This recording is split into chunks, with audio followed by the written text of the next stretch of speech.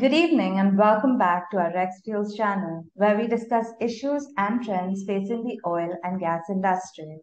If you're new to the channel, kindly like, subscribe, and share to stay up to date with the current trends. We welcome back Pranav Khan, a seasoned expert in the oil and gas industry, with a resume ranging from marketing and communications to strategy, mergers, and acquisitions. He has held various leadership roles in Total, BP, and APAR. Welcome, sir. Thank you. It's a pleasure to have you here once again, sir. Pleasure is all mine. It's always an honor. And congratulations on your last week's prediction of crude touching $90. It was an impressive prediction. We have been fairly consistent in our approach in terms of the real factors which undermine the market. And it feels good that it is coming out right. So feels good. Thanks. I'm glad to see you are happy with that. The question that would follow to your predictions are, do you think that the fall in price will continue or will it stabilize at the current levels? We are in a strong bearish trend, and to answer your question, why we are in strong bearish trend and how is it weak, at the moment we'll restrict it to the coming week without looking much further down the road. So the key factors, as we have been consistently stressing upon, is that the supply tightness fears were rather overblown.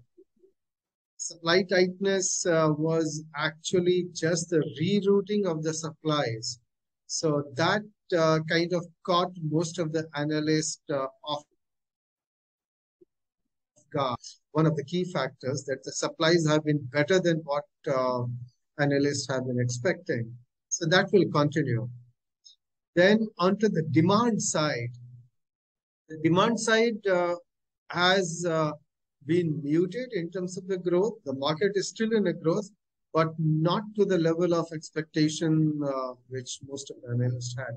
So we expect the demand to continue to remain muted. And that's a big call because as we are seeing, US demand data seems to be kind of mixed. It's at the moment as to where it is going, but it's still in moderate growth. This is what we like to assess at this moment. But the big dog in the demand side story is China, which surprisingly most of the analysts appear to have overlooked. China, let us not forget, has been contributing 59% to the crude oil demand growth over the last 10 years or more. And this year, China product demand has been in negative. So lockdown-induced impact on the Chinese economy and the crude oil demand is likely to continue for some time, at least till the end of September. So that's one big demand side factor which will continue. And supply side, thankfully, what we are seeing is most of the supply sources are stable, barring some minor hiccups in Nigeria and Lasso. We do not see supply constraint in the coming week.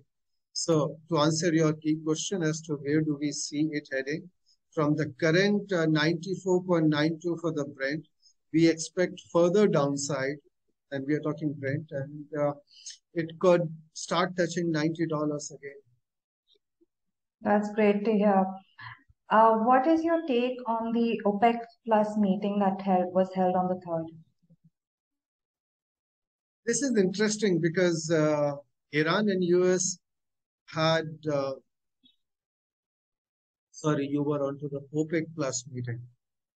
So the OPEC Plus meeting did not surprise, and we had indicated in our last episode that they are likely to come up with marginal increase, not much of an increase, while most of the analysts were saying there would be no. Now, it could be read as this too meager and perhaps not really good from the US point of view. But currently, since the demand side is not really going great, so this meager increase is okay. And let us not forget that from the producer perspective, nobody would want prices to collapse. So there is no real urgent need for OPEC to ramp up the production in quick terms. So they would gradually keep increasing, and which is a good sign. Wow, that's great to hear. My final question to you is, do you suppose the resumption of Iran-US talks will influence the prices? This is interesting development, and I guess this has more geopolitical overtones rather than the any potential immediate impact onto the prices, because we believe it is as a result or as a counter to President Putin's visit to Iran last week. So, and Iran being a very, very important player in the oil markets, US would not like it to be completely outside of its negotiation framework. So they want to keep things on the right even keel and try to work as to what could be the possibility. At this moment, it's not clear as to how much it might impact the deal. So we need to await for further details, but no immediate impact. It keeps options open for the US. Well, thank you for being here today. As always, speaking with you was both engaging and educational. And I look forward to our next interaction. Same here.